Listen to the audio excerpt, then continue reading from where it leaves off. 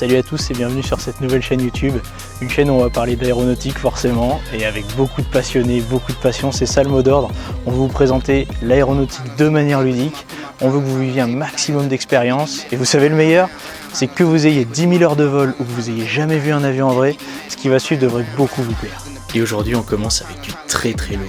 On retrouve Thomas qui est en équipe de France de voltige et qui a terminé 9ème au dernier championnat du monde de voltige aérienne. Et son avion, c'est ça.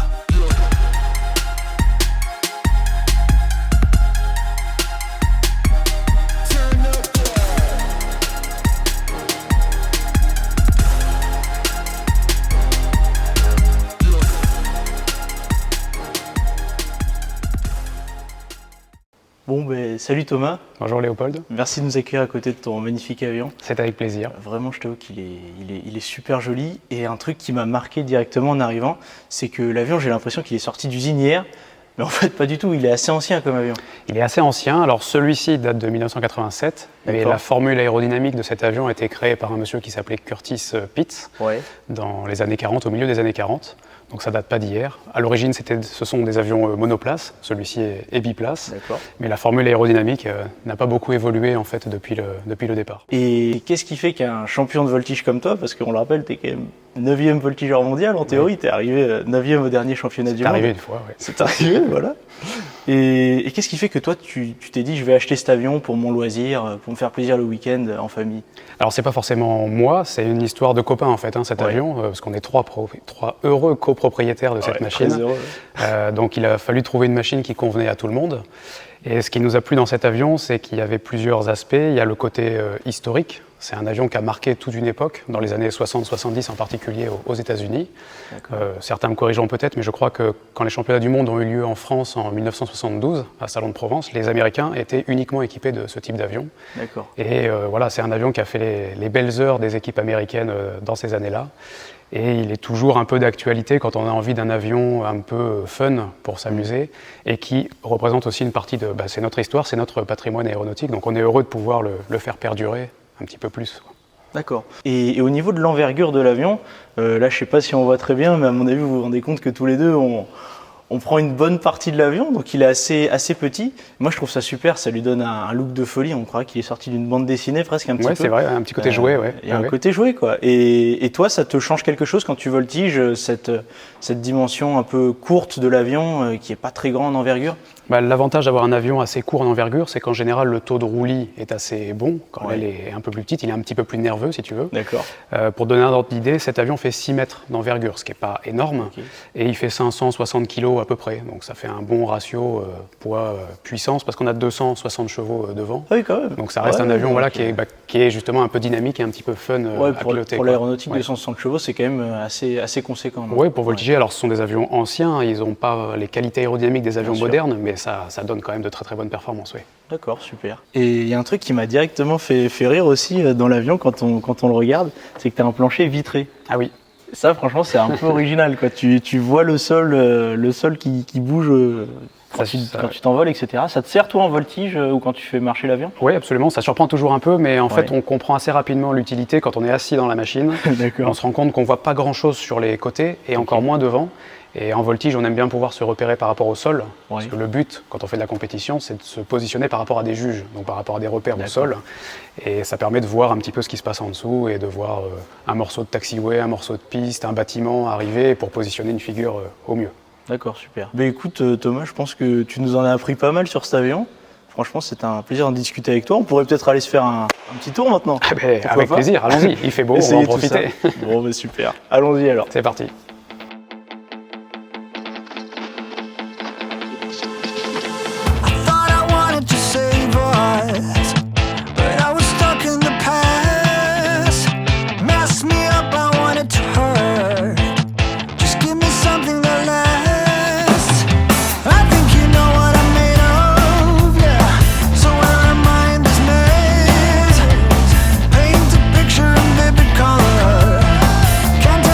From the ground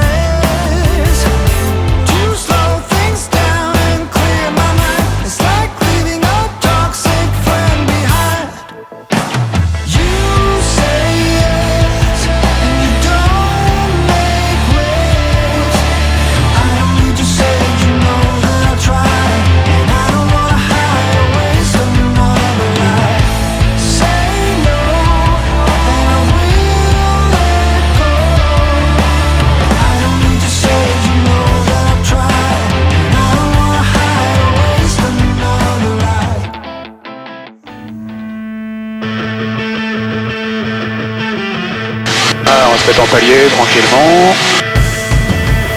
Accélérer un peu. Un petit renversement. Allez. Allez, c'est parti. Donc pareil, devant d'abord, à gauche après. On va s'arrêter à la verticale.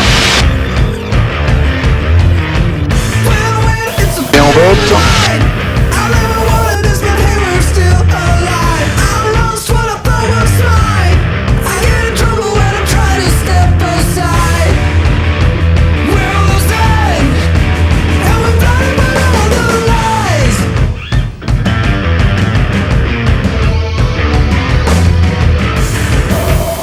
On fait un petit peu de à gauche tranquillement. Allez, c'est parti, c'est parti. Allez, on y va.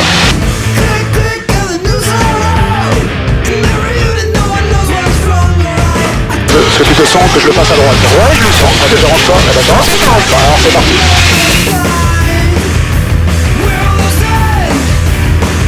Ah, ça passe bien comme ça. Allez.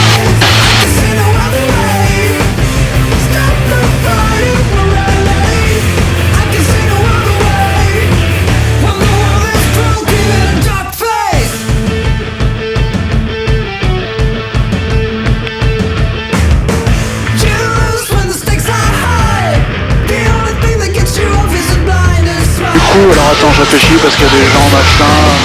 Ouais, on peut se faire une petite boucle avec Lumigène. Allez.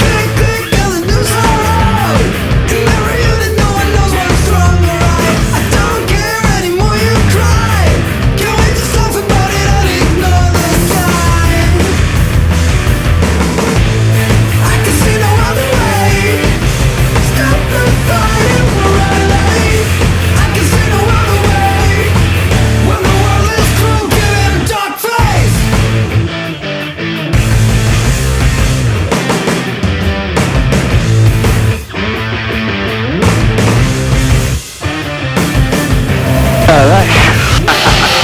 Elle est toujours bon pour toi? Toujours bon pour moi.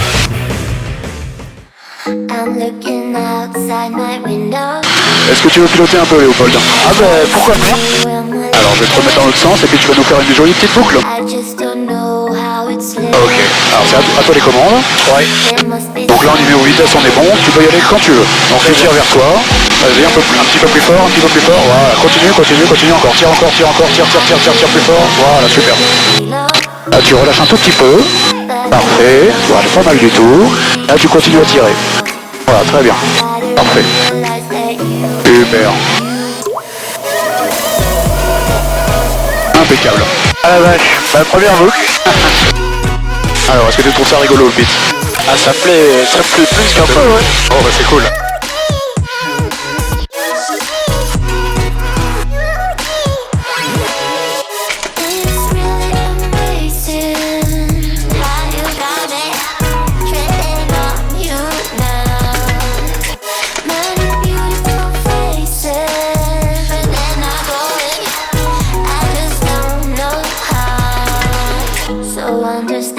What we could do around the world, say to Peru. We lie in bed till it's PM, eating breakfast when it's dark again.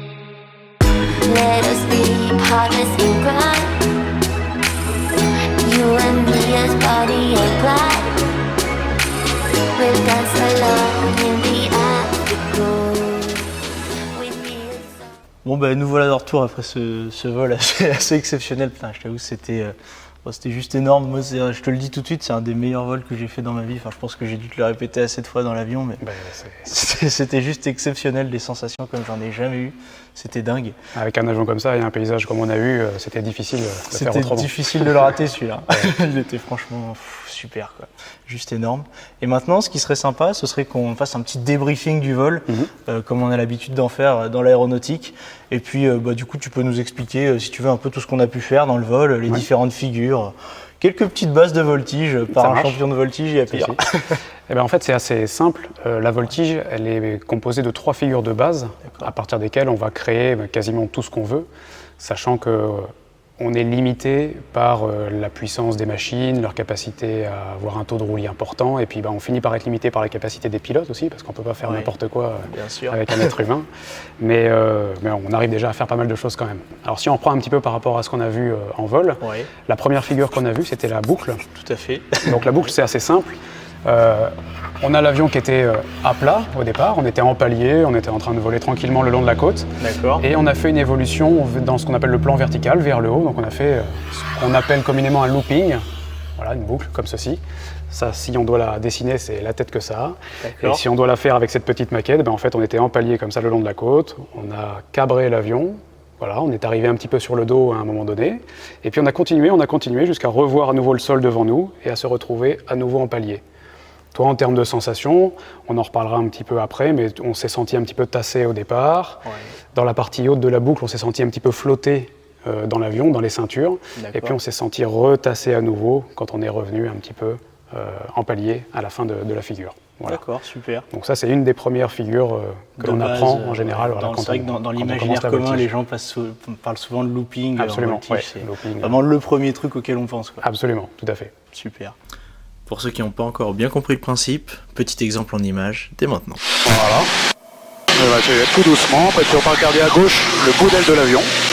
Voilà, ça tourne autour de l'horizon. Tranquillement, on peut regarder derrière. On flotte un petit peu en haut de la boucle. Voilà, puis on fait la ressource tranquillement pour contracter un peu les abdos. Ça va toujours? Ça va, super. Super. Et ensuite, tu voulais me parler, je crois, du tonneau, qui serait donc la deuxième figure la plus classique, la plus basique. C'est pas forcément la plus facile à faire bien, mais c'est une des plus intéressantes en voltige. Donc le tonneau, si on doit la dessiner, alors c'est une façon de dessiner qui est codifiée, ça va pas forcément parler à tout le monde. On fait une petite flèche comme ça pour indiquer qu'on va tourner en fait sur l'axe de roulis de l'avion. Et si on le fait avec cette maquette, eh bien on va faire un tonneau comme ceci, on va se retrouver sur le dos, on ne va pas s'arrêter, on va continuer jusqu'à se retrouver à nouveau sur le ventre. D'accord. Voilà. Alors ça peut se faire à gauche, ça peut se faire bien évidemment à droite.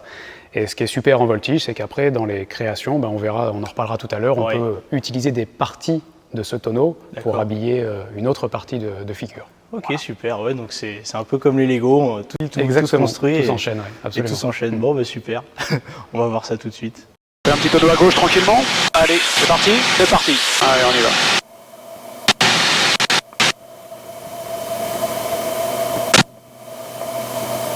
Et la troisième figure, c'est ce qu'on appelle le renversement. Alors, de façon codifiée, c'est un avion qui va monter à la verticale. D'accord. Ensuite, on va basculer sur le côté. On va redescendre également à la verticale et se remettre sur le ventre. On aura fait un demi-tour en fait pendant notre figure. D'accord. Et si on le fait avec cette maquette, et donc on va cabrer l'avion comme au départ de la boucle, sauf qu'on va s'arrêter à la verticale, on va laisser l'avion monter. Et à une vitesse relativement faible, on va le faire basculer, pivoter sur le côté comme ceci, redescendre à la verticale et se remettre en palier derrière. Donc on aura effectivement fait un demi-tour. Parce que je suis parti vers toi et hop, je suis revenu vers moi. Je t'avoue que celle-là, c'est des sensations assez exceptionnelles. Et je suppose que la partie technique un peu de la figure, c'est quand tu arrives en haut, faut être bien droit, bien faire l'axe. Un pivot bien propre. Voilà. Ça, c'est une figure, il faut être ultra précis pour bien la réaliser. Bon, tout en général, mais après, il y a plusieurs façons de voltiger aussi. On n'est pas obligé de faire de la compétition. On peut voltiger pour son plaisir, mais c'est vrai que si on a un petit peu la recherche de la précision, cette figure est assez intéressante. Bon, très bien. Et un peu de fumigène, s'il vous plaît, pour nous montrer cette précision.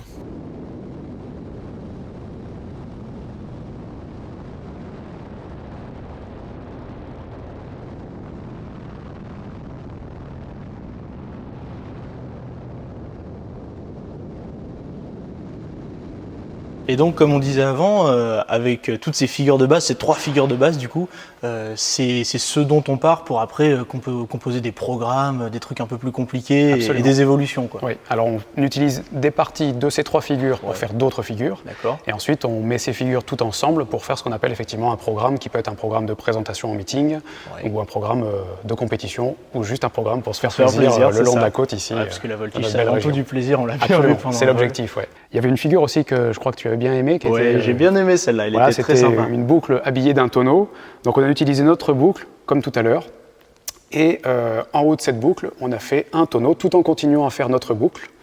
Et une fois que ce tonneau était terminé, eh bien, on a terminé la partie de la boucle que l'on avait commencé. Et celle-ci, elle s'appelait... Alors ça, c'était une boucle chinoise. La boucle chinoise. Après, on a fait l'avalanche. C'était la même chose. On avait commencé à faire notre boucle et on a fait un tonneau un petit peu plus rapide en haut, un petit peu déclenché, tac, pour finir notre boucle ensuite par le bas. Donc un petit peu plus dynamique. On sentait que ça enchaînait, c'était plus dynamique. Et alors après, on peut en créer à l'infini parce que l'avantage avec ces figures-là, par exemple le tonneau, c'est qu'au lieu d'en faire un complet ou une moitié, bien, on peut aussi s'arrêter sur la tranche, faire des quarts de tonneau, comme ceci par exemple, un tonneau avec ce qu'on appelle des facettes, 4 facettes. On peut faire un tonneau avec 8 facettes, on peut s'arrêter tous les 45 degrés. Voilà, et donc là, après, tu décomposes à l'infini. À l'infini, parce que ça, tu peux le rajouter après sur chaque figure. Donc c'est absolument génial. De même que sur une verticale, comme avant un renversement, on peut faire un demi-tonneau piloté avant de renverser, avant de tirer, avant de pousser. Voilà. Après, on peut créer tout ce qu'on veut. Donc le truc à retenir vraiment, c'est qu'à partir de ces 3 figures, la boucle, le tonneau, le renversement, on arrive à tout créer et avec de l'imagination, on peut faire des trucs magnifiques. Et tu voulais nous parler un petit peu, je crois, du côté facteur de charge. Absolument. Donc les G, comme on les appelle communément. Et ça, c'est vrai que c'est un peu le truc qui peut faire peur peut-être à des gens qui n'ont jamais fait de voltige, qui voient ça dans le ciel. Ils se disent, ah ouais, ça doit quand même taper, ça doit être intense. Et du coup, voilà, c'est vrai que c'est une expression, on entend souvent prendre des G quand les pilotes parlent. Alors ce que ça veut dire, c'est que ça correspond aux sensations que nous, on a dans l'avion pendant la figure. Ça va se produire principalement pendant les ressources. Alors les ressources, par exemple, quand on fait la boucle, c'est la partie initiale, quand on va commencer la boucle ici, ou quand on va la terminer. Là, dans ces phases-là, on va ressentir ce qu'on appelle du facteur de charge. Donc une sensation d'écrasement en fait dans l'avion, on va se sentir tassé dans le siège. Pour te donner un ordre d'idée, les avions sont classifiés en fonction de leur résistance à ce fameux facteur de charge. Notre avion, l'avion qu'on a utilisé, lui peut encaisser jusqu'à 6 G. Tout à l'heure, pendant le vol, on a pris aux alentours de 4 G. En gros, ça signifie qu'on a physiquement pesé 4 fois notre poids. Donc moi qui fais 70 kg, quand on faisait ces parties de figure, je pesais 280 kg. Donc 1 G c'est notre poids normal. Voilà, et après, là on est à 1 G, comme on est maintenant. C'est cette fameuse gravité aussi qui nous tient au sol. Si on était à 0 G, on serait comme notre illustre Thomas Pesquet dans sa station, en train de flotter tranquillement. Et le 0 G, c'est ce qu'on ressent nous, par exemple, en haut de la boucle. Quand on sent bien qu'on flotte un petit peu. Alors comme il n'y a pas d'objet dans l'avion, on ne le voit pas concrètement, mais on le ressent quand même. Bon, merci Thomas pour ces explications, franchement c'est sympa. À mon avis, ceux qui ne connaissaient rien sur la voltige ont dû en apprendre pas mal grâce à cette petite séquence. C'est un avion qui est fait pour partager cette passion de la voltige, donc c'était avec grand plaisir.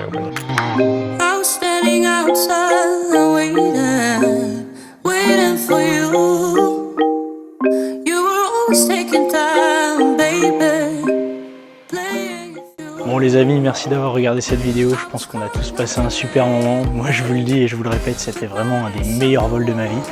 Si vous voulez voir ce qu'on vous a prévu pour la suite, sachant que c'est du très lourd, forcément abonnez-vous, cliquez sur la cloche pour recevoir les notifications. N'hésitez pas à laisser un petit j'aime aussi, ça fait toujours plaisir et ça nous donne de la force. Mettez-nous en commentaire aussi la figure que vous avez préférée. Moi j'avoue que l'avalanche m'a bien plu, mais je vous laisserai me dire ça en commentaire. Bon, je vous souhaite une très bonne journée et je vous dis à bientôt. Allez, ciao.